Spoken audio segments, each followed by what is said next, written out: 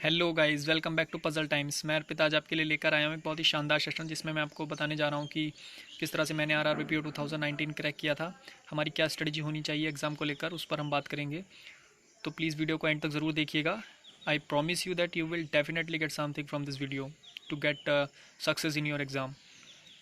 तो वीडियो शुरू करते हैं दोस्तों। वीडियो शुरू करने से पहले दोस्तों मैं आपको बताना चाहूँगा, यदि आप चैनल पर नए हैं तो प्लीज़ चैनल को सब्सक्राइब कर लें और बेल आइकन को भी प्रेस कर लें ताकि आने वाली वीडियोज़ की नोटिफिकेशन आपको मिलती रहें। तो दोस्तों इस वीडियो में मैं सबसे पहले आपको अपने स्कोर कार्ड दिखाऊंगा जो प्रीलिम्स और मेंस के स्कोर कार्ड थे मेरे, ताकि आपको यकीन भी हो सके कि हाँ एग्ज़ाम निकला भी था यानी। बहुत से स्टूडेंट को डाउट होता है। तो पहले आपको स्कोर कार्ड दिखा देता हूँ मैं, उसके बाद हम बात करेंगे कि क्या स्ट्रेटजी उस एग्ज़ाम को लेकर हमारी होनी चाहिए।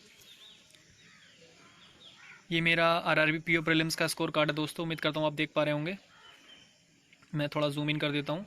ये मेरा यहाँ पर देख लीजिए आप, नाम है, ये मेरा रोल नंबर है और ये मेरी डेट ऑफ एग्ज़ाम है। 4 अगस्त 19 को एग्ज़ाम हुआ था। जनरल कैटेगरी से मैंने यूपी के लिए अप्लाई किया था। और ऊपर आप देख भी सकते हैं IBPS की वेबसाइट से लिया हुआ स्क्रीनशॉट है ये।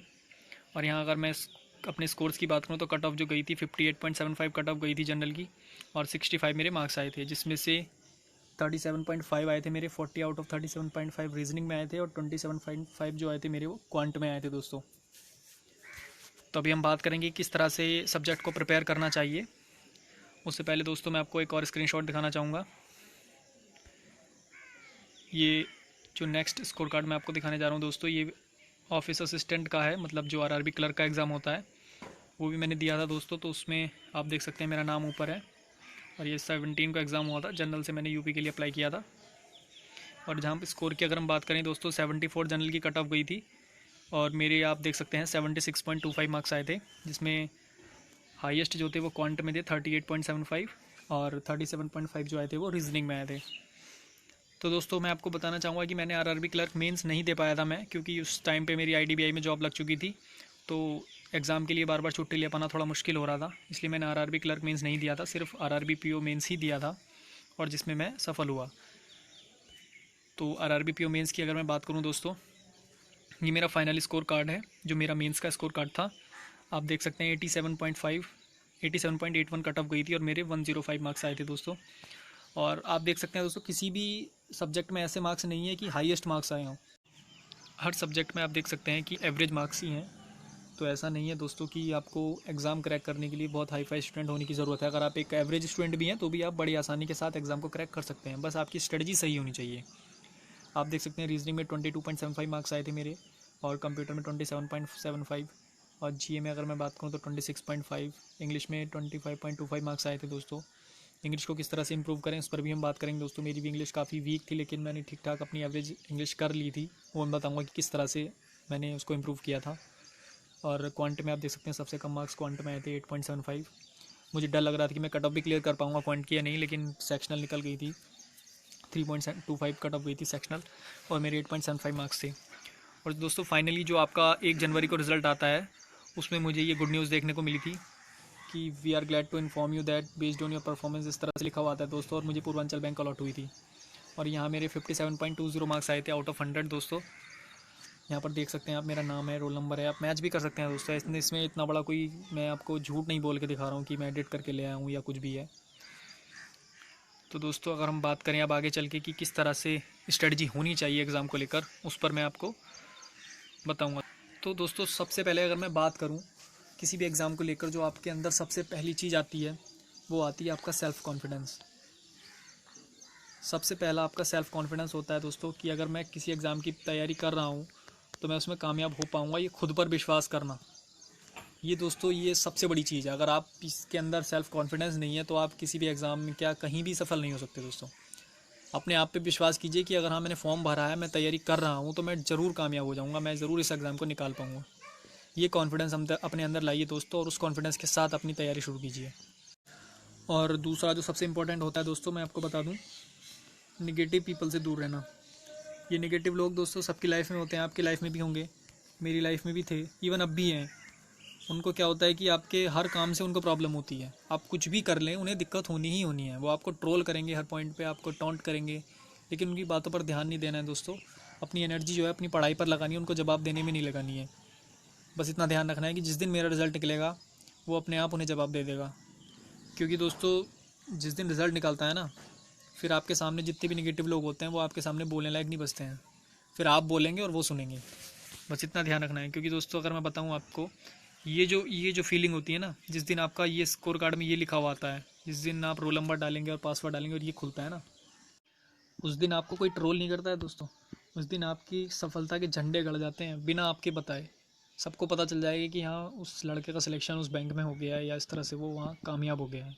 इस खुशी से परे दोस्तों कोई खुशी है ही नहीं। मतलब जिस दिन आपको लगेगा कि आपका सिलेक्शन हुआ है और आप कॉल करके अपने घर वालों को ये न्यूज़ देते हैं, तो वो जो खुशी है ना दोस्तों, वो मैं आपको बयां नहीं कर सकता। जो खुशी मिलती है वो शायद आप तभी फील कर पाएंगे जब आप अपनी सफलता अपने घर वालों को, अपने पेरेंट्स को उसके बारे में जानकारी देंगे।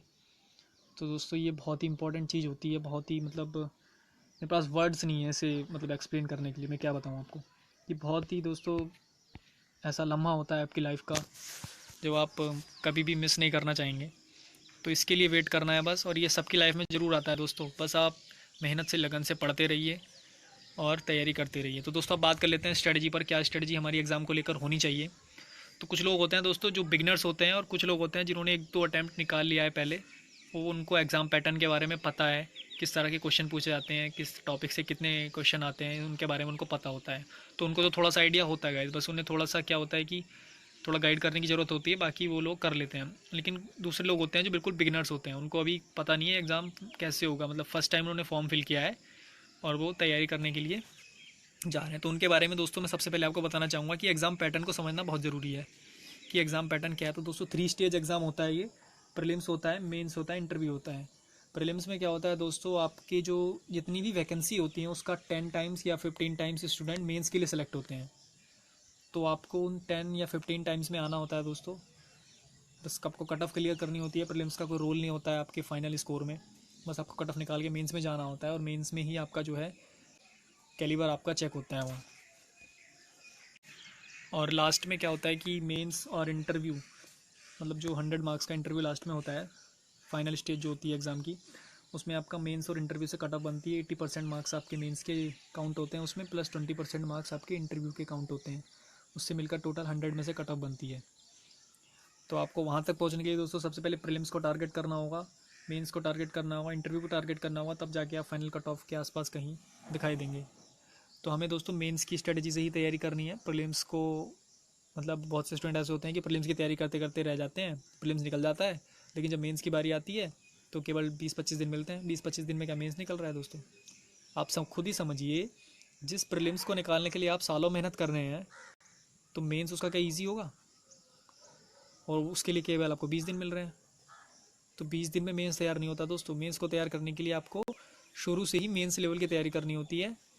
और जब मेंस लेवल की आप तैयारी करेंगे दोस्तों, तो प्रीलिम्स आपका खुद ब खुद निकल जाता है। और जब आप मेंस लेवल के क्वेश्चन सॉल्व करेंगे तो उससे क्या होगा, आपकी सोच में थोड़ा सा बदलाव आएगा, थोड़ी सी ब्रॉड आपकी सोच हो जाएगी, जो आपको क्वेश्चन सॉल्व करने में हेल्प करेगी। अब देख लेते हैं दोस्तों प्रीलिम्स और मेंस में किस तरह के क्वेश्चन, मतलब किस तरह का पैटर्न आता है एग्ज़ाम में, कौन कौन से सब्जेक्ट आते हैं। ये रहा प्रीलिम्स एग्ज़ाम का पैटर्न दोस्तों। 2 सब्जेक्ट आपके इसमें पूछे जाएंगे, एक रीजनिंग और क्वांट। 40 क्वेश्चन होंगे दोनों के, 40 मार्क्स के ही होंगे, और आपको 45 मिनट्स दिए जाएंगे। टोटल 80 क्वेश्चन होंगे 80 मार्क्स के। 80 में से ही आपको कट ऑफ लगनी है। तो दोस्तों इसमें क्या होता है, टाइम मैनेजमेंट बहुत ज़रूरी है दोस्तों। और कोई सा एग्ज़ाम होता है जैसे SBI PO हुआ या फिर IBPS PO क्लर्क हुए, उसमें क्या होता है, आपको सेक्शनल टाइमिंग गिवन होती है। आपको 20 मिनट्स ही मिलते हैं एक सेक्शन को करने के लिए। तो उसमें आपको ज़्यादा स्ट्रेटजी बनाने की ज़रूरत पड़ती नहीं है, क्योंकि आपको 20 मिनट में ही करना है, तो आपको पहले से ही टाइम गिवन है वहाँ। लेकिन इसमें क्या होता है, इसमें आपको खुद से बनाना होता है, जो बहुत इंपॉर्टेंट है। कई बार स्टूडेंट गलती कर जाते हैं। मैं क्या करता था दोस्तों, मैं 25 मिनट्स देता था रीजनिंग को, और 25 मिनट में कोशिश करता था कि 40 क्वेश्चन रीजनिंग के फिनिश हो जाएँ। लेकिन 25 मिनट से 1 सेकंड भी ऊपर होता था ना, तो मैं फिर क्वांट पे आ जाता था, चाहे मेरी रीजनिंग में क्वेश्चन पूरे हुए हों या फिर ना हुए हों। इसलिए जो भी आपका फेवरेट सब्जेक्ट हो, मैं कहूँगा कि आपका फेवरेट सब्जेक्ट चाहे क्वांट हो या फिर क्या हो, चाहे रीजनिंग हो, जो भी आपका फेवरेट हो, उसको आप थोड़ा टाइम ज़्यादा दीजिए, लेकिन उसे फिनिश कर दीजिए पूरा। क्योंकि अगर आप क्या हुआ कि कई बार आपका अगर फेवरेट सब्जेक्ट में ही मार्क्स अगर कम आएंगे या फिर कम क्वेश्चन उसमें अटैम्प्ट कर पाएंगे, तो आपका कॉन्फिडेंस एग्जाम में लूज़ हो जाएगा। आप लगेंगे जब यार मैं फेवरेट में नहीं कर पा रहा हूँ, तो जिसमें मेरा मतलब वीकनेस है वो मैं कैसे कर पाऊँगा फिर। तो इसलिए थोड़ा टाइम अपने फेवरेट को ज़्यादा दीजिए, लेकिन वो कंप्लीट कर दीजिए। उससे क्या होगा, आपका कॉन्फिडेंस बूस्ट अप हो जाएगा कि मैंने 40 क्वेश्चन खत्म कर दिए 25 मिनट में। बस अब मुझे कट ऑफ निकालने के लिए 20 नंबर की मुश्किल से ज़रूरत पड़ेगी। 60 मार्क्स से ऊपर कभी नहीं जाएगी कट ऑफ दोस्तों। कहीं ना कहीं जैसे पेपर का लेवल की अगर मैं बात करूँ, पीओ का पेपर आना चाहिए, तो 60 मार्क्स इनफ है आपके कट ऑफ क्लियर करने के लिए। ये डिपेंड करता है पेपर कैसा आ रहा है, मैं फिर भी बताऊंगा आपको, लेकिन 60 मार्क्स अगर आप टारगेट करेंगे, 60 to 65 आपका अच्छा स्कोर रहेगा प्रीलिम्स में। तो मैं दोस्तों यही करता था, 45 मिनट्स को 25 और 20 में ब्रेक कर लेता था। 20 मिनट मतलब ये 25 मिनट्स में देता था अपने फेवरेट सब्जेक्ट रीजनिंग को, और 20 मिनट देता था क्वांट को। 25 मिनट में ट्राई करता था कि 40 क्वेश्चन रीजनिंग के पूरे अटैम्प्ट कर लूँ मैं स्पीड एक्यूरेसी के साथ, और 20 मिनट्स में जो बचे हुए क्वेश्चन है मेरे क्वांट के, उसमें मैं मैक्सिमम क्वेश्चन अटैम्प्ट कर पाऊँ। तो ये मेरी स्ट्रेटजी थी दोस्तों। हो सकता है ये आपकी स्ट्रेटजी इससे बेस्ट हो। बहुत से स्टूडेंट क्या करते हैं, 20 मिनट अपने फेवरेट सब्जेक्ट को देते हैं, क्योंकि उन्हें लगता है कि मेरा फेवरेट है, मैं इसमें बेस्ट हूँ, तो मैं इसे 20 मिनट में फिनिश कर सकता हूँ। और 25 मिनट देते हैं वो अपने वीक सब्जेक्ट को, तो वो भी बेटर हो सकती है दोस्तों। लेकिन जो मैं फॉलो करता था, मैं आपको बता रहा हूँ, आपको जो फॉलो करनी है या आप जो फॉलो करते हैं, आप कंपेयर कीजिए कि कौन सी स्ट्रेटजी सही है, मेरी सही है या आपकी सही है, वो आपको डिसाइड करना है, और फिर उसके अकॉर्डिंग आप उसको फॉलो कर सकते हैं। मैं ये नहीं कह रहा कि मेरी स्ट्रेटजी बेस्ट है, आपकी मुझसे बेटर हो सकती है, मैं फिर भी यही कहूँगा। ठीक है, मैं अपनी बता रहा हूँ, अपनी शेयर कर रहा हूँ, तो वो आपको उसके अकॉर्डिंग चल सकते हैं अगर आप चलना चाहें तो अगर मैं बात करूँ मेंस के एग्ज़ाम की, तो मेंस में दोस्तों रीजनिंग और क्वांट तो होता ही है, साथ में आपके 3 सब्जेक्ट और ऐड हो जाते हैं, जीएस, कंप्यूटर, इंग्लिश और हिंदी में से आपको एक चूज़ करना होता है यहाँ पर। तो आप देख रहे होंगे 40 क्वेश्चन जो होते हैं रीजनिंग के 50 मार्क्स के होते हैं, 40 क्वेश्चन जो क्वांट के होते हैं वो आपके 50 मार्क्स के होते हैं। तो इसलिए आपको दोस्तों रीजनिंग और क्वांट अपना बिल्कुल अच्छे से करके चलना है। इसका वेटेज ज़्यादा होता है, आपको 1.25 मार्क्स मिलता है एक क्वेश्चन पर। कई बार क्वेश्चन के सामने मार्क्स उसके गिवन होते हैं, लेकिन कई बार नहीं भी गिवन होते हैं, तो टोटल आपका क्या होता है, 1.25 मार्क्स का एक क्वेश्चन उसमें काउंट होता है वो। तो अगर आपके रीजनिंग पॉइंट अच्छे हैं तो आप अपना स्कोर बूस्ट कर सकते हैं। जीएस में एक क्वेश्चन 1 मार्क्स का होता है, कंप्यूटर का वेटेज कम होता है, 40 क्वेश्चन होते हैं 20 मार्क्स के, यानी हाफ हो जाता है कंप्यूटर का जितना भी स्कोर होता है। और इंग्लिश और हिंदी में से आपको एक चूज़ करना होता है कि आप कौन सा अटैम्प्ट करेंगे। कंबाइंड टाइम क्या होता है, 2 आवर्स का होता है। 2 आवर्स में ही आपको इसमें मल्टीपल सेक्शंस बनाने होंगे कि मुझे इतने मिनट रीजनिंग को देने हैं, इतने मिनट क्वांट को देने हैं, इतने जीएस को देने हैं और इतने कंप्यूटर को देने हैं। तो दोस्तों मैं आपको बता दूं मैं कैसे करता था। मैं जो 1 आवर होता था वो रीजनिंग और क्वांट को देता था। हमेशा से मैंने जो प्रैक्टिस की है वो 1 आवर अपना रीजनिंग और क्वांट को दिया है कि 1 आवर में मैं रीजनिंग और क्वांट में जितने क्वेश्चन अटैम्प्ट कर पाऊँ या जितने ज़्यादा से ज़्यादा क्वेश्चन अटैम्प्ट कर पाऊँ वो मुझे करने होंगे। और ये 1 आवर दोस्तों मैं पहला 1 आवर जो था रीजनिंग और क्वांट के लिए ही रखता था, बाद वाला 1 आवर नहीं रखता था, क्योंकि दोस्तों रीजनिंग और क्वांट ऐसा है, अगर आप लास्ट के 5 मिनट बचे हैं, मान लो 1 घंटा 55 मिनट हो चुके हैं और 5 मिनट बचे हैं, तो मेंस का पजल आप 5 मिनट में नहीं बना पाएंगे। लेकिन 5 मिनट में क्या होगा, आप लास्ट में जीएस के क्वेश्चन जरूर टिक कर सकते हैं। तो इसलिए जीएस और कंप्यूटर क्या होता था सबसे बाद में मैं दोस्तों करता था। और दोस्तों रीजनिंग और क्वांट में स्टार्टिंग के 1 आवर में कंप्लीट कर लेता था। 1 आवर को भी कैसे ब्रेक करता था, 35 मिनट्स रीजनिंग को दे दिए स्टार्टिंग में और 25 मिनट्स दे दिए क्वांट को। 35 मिनट में ट्राई करता था कि जितने क्वेश्चन बनाने लायक हैं मैं बना सकता हूँ, उनको मैं 35 मिनट में फिनिश करने की कोशिश करता था। और 25 मिनट में क्या करता था, क्वांट में जितने क्वेश्चन मैं बना सकता हूँ उनको मैं बनाने की कोशिश करता था। अब 1 घंटा हो चुका है, 1 घंटा मेरे पास बचा है। 1 घंटे में मेरे पास 3 सब्जेक्ट बचे हैं बनाने के लिए, जीएस, कंप्यूटर और इंग्लिश में अटैम्प्ट करता था। तो मेरे पास 1 घंटा बचा है, 3 सब्जेक्ट मुझे को उसमें निपटाने हैं। 25 मिनट्स में फिर इंग्लिश को देता था दोस्तों, और कोशिश करता था कि इंग्लिश में मैक्सिमम क्वेश्चन मैं 25 मिनट में अटैम्प्ट कर पाऊँ। और उसके बाद मेरे पास 35 मिनट्स बचते थे लास्ट में दोस्तों। 35 मिनट में दो सेक्शन बचे हैं, एक तो कंप्यूटर और जीएस। 35 मिनट में बहुत आसानी के साथ ये आप टिक कर सकते हैं, बस पढ़ के आपको आंसर मार्क करना होता है, कोई कैलकुलेशन नहीं करनी है, कुछ नहीं करना है। तो 35 मिनट में आप उसको निपटा सकते हैं। अगर उसके बाद भी आपका थोड़ा 2-4 मिनट बची रही है तो आप कोई मैथ्स का क्वेश्चन ट्राई कर सकते हैं या कोई रीजनिंग का क्वेश्चन आप ट्राई कर सकते हैं उसमें। तो इस तरह से मैं ये सब चीज़ करता था दोस्तों। तो ये मेरी स्ट्रेटजी है दोस्तों, मैं आपको फिर भी कहूँगा आपकी स्ट्रेटजी से बेटर भी हो सकती है। तो आप अगर चाहें तो इस स्ट्रेटजी से फॉलो कर सकते हैं। ठीक है, अब बात करते हैं दोस्तों सब्जेक्ट वाइज हमको क्या करना होता है। देखिए, अगर किसी को बिल्कुल नहीं पता कि किस तरह के क्वेश्चन आते हैं या क्या मतलब एग्ज़ाम का पैटर्न होता है, किस सब्जेक्ट से कितने क्वेश्चन आ रहे हैं, किस टॉपिक से कितने क्वेश्चन पूछे जा रहे हैं, तो सबसे पहले आप क्या कीजिए, एक मॉक टेस्ट लगाइए जाके। मॉक टेस्ट किसी भी वेबसाइट से लगा सकते हैं, बहुत सारे फ्री मॉक टेस्ट अवेलेबल हैं। आप एक मॉक टेस्ट लगाइए सबसे पहले। आपको कुछ नहीं आता, एक मॉक टेस्ट लगाइए, उससे क्या होगा, आपको एग्ज़ाम पैटर्न पता चलेगा, किस तरह से एग्ज़ाम में रोल नंबर वगैरह डलता है, या मतलब वो तो एग्ज़ाम में नहीं आता, लेकिन जिस तरह से खुल के आता है आपको क्या टिक करना होता है, क्या चीज़ सेलेक्ट करनी होती है, वो सब चीज़ आपको मॉक टेस्ट से पता लगेगी। ठीक है, दूसरा टाइप ऑफ क्वेश्चन आपको पता लगेंगे, किस तरह के क्वेश्चन एग्जाम में पूछे जा रहे हैं। तीसरा क्या होगा, हर टॉपिक से कितने क्वेश्चन पूछे जा रहे हैं। मान लो सिलॉग से कोई टॉपिक, तो सिलॉग से कितने क्वेश्चन आ रहे हैं, 5 क्वेश्चन आ रहे हैं। इनइक्वलिटी से 5 क्वेश्चन आ रहे हैं। क्वाड्रेटिक इक्वेशन के 5 आ रहे हैं। अप्रॉक्सीमेशन 10 आ रहा है। इस तरह से आपको थोड़ा सा आइडिया यहाँ पर लगेगा। फिर क्या होगा, आपको बेसिक स्ट्रेंथ और आपकी बेसिक जो वीकनेस है वो पता लगेंगी कि आप किस टॉपिक को आसानी के साथ कर पा रहे हैं, वो आपकी स्ट्रेंथ हो जाएगी। किस टॉपिक को आप नहीं कर पा रहे हैं, कहीं पे आपको प्रॉब्लम हो रही है, फंस रहे हैं आप, तो वो टॉपिक आप नोट कर लीजिए। वो आपकी वीकनेस है, आपको उसको अपनी स्ट्रांगनेस बनाना है, ठीक है। तो वो टॉपिक क्या करेंगे, आप नोट कर लेंगे वीकनेस वाले अपने। ये आपको किससे पता लगेगा, मॉक टेस्ट से पता लगेगा दोस्तों। पहले जाके आप सबसे पहले मॉक टेस्ट लगाइए। उसके बाद दोस्तों क्या करेंगे, आप जो भी आपके वीकनेस हों जो आपने नोट की हैं, सब्जेक्ट वाइज नोट कर लेंगे कि क्वांटिटी में मुझे इन टॉपिक में दिक्कत हो रही है और मुझे रीजनिंग में इन टॉपिक्स में दिक्कत हो रही है। तो क्या करेंगे, आप बेसिक कंसेप्ट उनके क्लियर करने की कोशिश करेंगे। जैसे कि अपने वीक पॉइंट्स आपने सब्जेक्ट वाइज उठा लिए, ठीक है। फिर क्या करेंगे, आप मान लो आपने क्वांट का उठा लिया कि मुझे टाइम एंड डिस्टेंस में प्रॉब्लम हो रही है, तो आप R&D करेंगे, थोड़ा सा रिसर्च करेंगे यूट्यूब पे। मतलब बहुत ऑनलाइन मटेरियल अवेलेबल है फ्री में, आपको कहीं जाके कुछ खरीद रहे हैं ऐसा नहीं करना है दोस्तों। ऑनलाइन इतना फ्रीली मटेरियल अवेलेबल है, उसका आप यूज़ कर सकते हैं। मेरे वीडियोस देख सकते हैं आप, किसी और टीचर के वीडियोस देख सकते हैं आप अपने कंसेप्ट क्लियर करने के लिए। उसके लिए जाके आपको कुछ खरीदने की ज़रूरत नहीं है कि ऑनलाइन मैंने उसका पैकेज खरीद लिया या अनअकैडमी प्लस मैंने खरीद लिया है। वो आप पे डिपेंड करता है दोस्तों। अगर आप पैसा खर्च कर सकते हैं तो खरीद लीजिए, उसमें कोई इतनी बड़ी वो नहीं है और आपके लिए शायद बेटर ही होगा।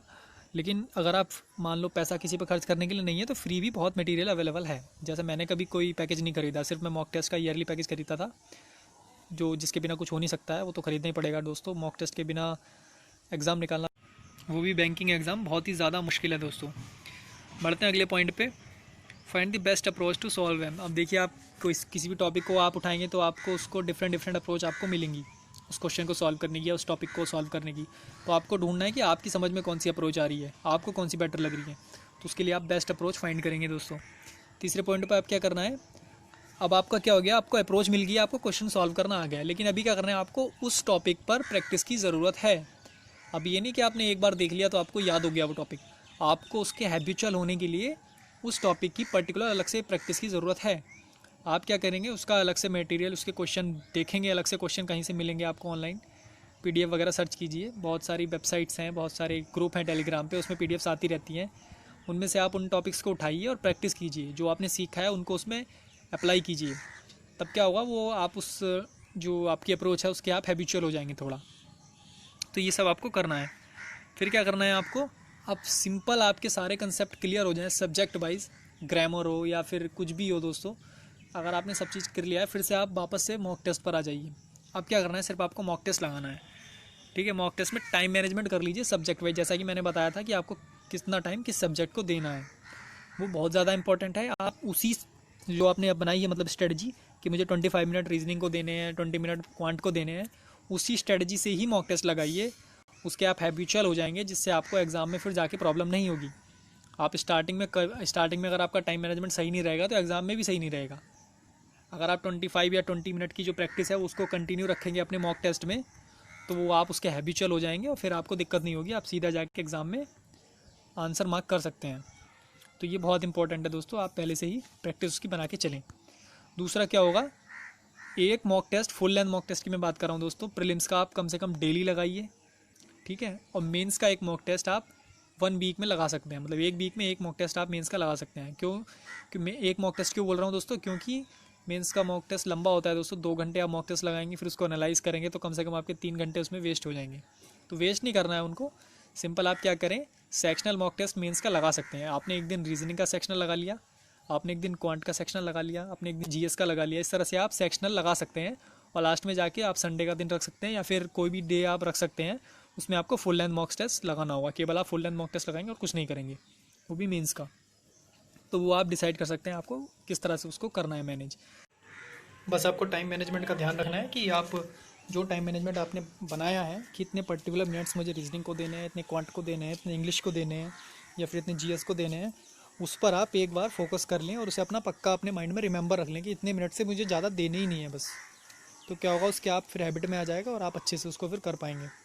आपकी प्रैक्टिस बन जाएगी कि आप इतने मिनट में रीजनिंग ख़त्म कर पा रहे हैं, इतने मिनट में आप इंग्लिश ख़त्म कर पा रहे हैं। तो ये सिर्फ आपकी प्रैक्टिस में आ जाएगा दोस्तों। उम्मीद करता हूँ ये चीज़ आपकी समझ में आ रही होगी। अगला पॉइंट अगर हम देखें, जैसे कि मैंने कहा, try to finish the subject in decided time. जितना भी टाइम आपने डिसाइड किया है कि इतना टाइम मुझे रीजनिंग को देना है, तो उतने टाइम में फिर वो आपका सब्जेक्ट ख़त्म होना चाहिए। इतनी कोशिश कीजिए एग्ज़ाम से पहले कि आप वो ख़त्म कर पाएँ, ताकि फिर आपको एग्ज़ाम में जाके कोई दिक्कत ना हो। अगला पॉइंट अगर हम देखें दोस्तों, तो फिर आपको क्या करना है, बस सिंपल यही करना है कि मॉक टेस्ट लगाना है, ठीक है। फिर उसको एनालाइज़ करना है एनालाइज किस तरह से करना है कि जो क्वेश्चन आपसे नहीं हो रहे हैं या जो क्वेश्चन आपसे गलत हो रहे हैं वो कैसे गलत हो रहे हैं, उनको देखना है, इम्प्रूव करना है, फिर से मॉक टेस्ट लगाना है, फिर एनालाइज करना है, फिर इम्प्रूव करना है, फिर मॉक टेस्ट लगाना है। ये साइकिल आप फॉलो करेंगे तो आप डेफिनेटली एग्जाम में कामयाब होंगे दोस्तों, ये मेरी गारंटी है। Improvement is the key to success. आप अपने आप में इम्प्रूवमेंट कीजिए, अपनी गलतियों को सुधारिए, फिर से मॉक टेस्ट लगाइए, फिर एनालाइज़ कीजिए कहाँ गलत हुआ। एनालिसिस बहुत ज़रूरी है दोस्तों। सही क्वेश्चन को आप एक बार ना भी देखें, लेकिन जो क्वेश्चन आपसे नहीं हुए या जो क्वेश्चन आपने गलत कर दिए उनको आप ज़रूर देखें कहाँ गलती हुई। ये बहुत इंपॉर्टेंट है दोस्तों। ये अगर आपके समझ में आ गया ना तो समझ लो आपका मैक्सिमम काम इसमें हो जाएगा। ये स्ट्रेटजी दोस्तों आपकी क्वांट और रीजनिंग और इंग्लिश के लिए बहुत इंपॉर्टेंट है। आप क्वांट, रीजनिंग और इंग्लिश इसमें बहुत अच्छे से इंप्रूव कर सकते हैं। आगे जो सब्जेक्ट बचे हैं उन पर बात कर लेते हैं हम। क्या सब्जेक्ट बचे, जैसे करंट अफेयर्स है। मान लो करंट अफेयर्स, बहुत से लोग क्या करते हैं कि जैसे आपका प्रीलिम्स हो जाएगा, उसका रिजल्ट आ जाएगा, उसके बाद वो क्या करेंगे, देख लेंगे कि हाँ मेरा सिलेक्शन हो गया मेंस के लिए, अब मैं करंट अफेयर्स पढ़ना शुरू करता हूँ। तो 20 दिन मिलते हैं दोस्तों रिजल्ट आने के, मुश्किल से रिजल्ट आने के बाद मेंस के लिए। तो 20 दिन में क्या आप 6 महीने की जीए ख़त्म कर पाएंगे? नहीं कर पाते दोस्तों। फिर वो वही होता है कि आप तुक्के लगा के आ जाएंगे और वहाँ फिर दिक्कत हो जाती है। तो इसलिए क्या करना है, करंट अफेयर्स अभी से तैयार करके चलने हैं। आप डेली करंट अफेयर्स पढ़िए, उनको फिर वीकली रिवाइज़ कीजिए। रिवीजन इज़ द ओनली की टू रिमेंबर करंट अफेयर। जितना ज़्यादा आप करंट अफेयर्स को रिवाइज करेंगे उतना ज़्यादा याद रख पाएंगे, उसको ज़्यादा दिन तक याद रख पाएंगे। तो इसलिए अगर आप डेली करंट अफेयर्स पढ़ रहे हैं तो उनको वीकली रिवाइज़ कीजिए, उनको 15 दिन में रिवाइज़ कीजिए, फिर उसको आप मंथली एक बार रिवीजन कीजिए। ठीक है, ये सब चीज़ आपको करनी है। और 5-6 महीने का करंट अफेयर्स आपको कम से कम याद करके चलना है। करंट अफेयर्स के ज़्यादा सोर्सेज मत बनाइए गाइस, सिर्फ 2 सोर्सेज बनाइए, 1 या 2 सोर्सेज। जैसे आप अड्डा को फॉलो कर सकते हैं या फिर स्टडी IQ को फॉलो कर सकते हैं, या दोनों को फॉलो कर सकते हैं। मैं दोनों को ही फॉलो करता था, अड्डा और स्टडी IQ दोनों के मतलब मोर देन इनफ है। इनका पर आपने अच्छे से कर लिया ना तो फिर आपको और कोई पढ़ने की ज़रूरत नहीं है। इनका आप अच्छे से याद कर लीजिए, रिवाइज़ कर लीजिए अच्छे से एग्ज़ाम से पहले, वही आपके लिए मोर देन इनफ होगा गाइज। जितने ज़्यादा सोर्सेज से आप पढ़ेंगे उतना ज़्यादा डिफरेंट क्वेश्चन हो जाएंगे, फिर आप याद नहीं रख पाएंगे कोई सा भी। तो ज़्यादा सोर्सेज मत बनाइए, सिर्फ 2 ही सोर्स बनाइए और उनको अच्छे से प्रिपेयर कीजिए। बात करें कंप्यूटर अवेयरनेस की दोस्तों, बहुत से स्टूडेंट क्या हुआ कि कंप्यूटर बैकग्राउंड से होते हैं। जैसे मैं खुद इंजीनियरिंग बैकग्राउंड से था कंप्यूटर से, तो मुझे ज़्यादा प्रॉब्लम नहीं हुई, उनको भी प्रॉब्लम नहीं होगी। जो मतलब उनको बेसिक पता होता है कंप्यूटर का, तो ज़्यादा उन्हें दिक्कत होती नहीं है, वो आंसर मार्क कर पाते हैं अपने। लेकिन जो लोग कंप्यूटर बैकग्राउंड से नहीं है तो उनके लिए थोड़ी प्रॉब्लम है, उनको बेसिक्स क्लियर करने की ज़रूरत है। आप कोई भी बेसिक बुक उठाइए कंप्यूटर की, इंटर की भी उठा लीजिए, आप इंटरमीडिएट की उठा सकते हैं, हाई स्कूल की उठा सकते हैं। बेसिक्स पढ़ लीजिए एक बार उसका कंप्यूटर का। ज़्यादा इतना टफ क्वेश्चन नहीं आते हैं दोस्तों कंप्यूटर से। हार्डवेयर सॉफ्टवेयर बस यही में से ही पूछता है, थोड़े बहुत एक्सेल के आपके शॉर्टकट पूछ लेगा, पावर पॉइंट के शॉर्टकट पूछ लेगा, भाई इससे ज़्यादा क्वेश्चन नहीं आते हैं। बहुत ईजी लेवल का पेपर आता है कंप्यूटर का, आप आराम के साथ मार्क कर सकते हैं। थोड़े बेसिक बस आपका क्लियर होना चाहिए। बेसिक्स आपके क्लियर होंगे तो आप आसानी के साथ उसको मार्क कर पाएंगे। आप कोई भी छोटी मतलब लेवल की बुक उठा सकते हैं स्टार्टिंग में, कोई आपको हाई फाई पढ़ने की ज़रूरत नहीं है। तो आप उसका थोड़ा थोड़ा प्रिपेयर कर सकते हैं। जैसे कि मैंने कहा, easy for computer background aspirant, basics computer के आपको लर्न करने हैं। और दोस्तों लास्ट में क्या है, इंग्लिश और हिंदी। बहुत से स्टूडेंट कंफ्यूज हो जाते हैं दोस्तों, आपको इंग्लिश करनी है या हिंदी करनी है। तो ये आपको एग्ज़ाम में जाके डिसाइड नहीं करना है कि आपको इंग्लिश करनी है हिंदी करनी है। ये आप पहले से ही प्री डिसाइडेड रखें, मॉक टेस्ट ही आप उसी बेस पर लगाएं कि मुझे इंग्लिश ही करनी है। अगर इंग्लिश करनी है तो ठीक है, हिंदी करनी है तो मुझे हिंदी ही करनी है। फिर चाहे पेपर में कैसी भी हिंदी आए, टफ आए, इजी आए, हिंदी करनी है तो मतलब हिंदी करनी है। ये आप पहले से ही डिसाइड रखें। क्योंकि दोस्तों मेरे साथ ऐसा हुआ था, मैंने अपने 2-3 मिनट वेस्ट कर दिए थे, मैंने आपको बताया भी होगा। तो उसमें क्या हुआ था कि मेरे 2-3 मिनट का मतलब समझ रहे हैं, 2-3 मिनट का कई बार क्वेश्चन 4-5 मार्क्स का आपका डिफरेंस आ सकता है।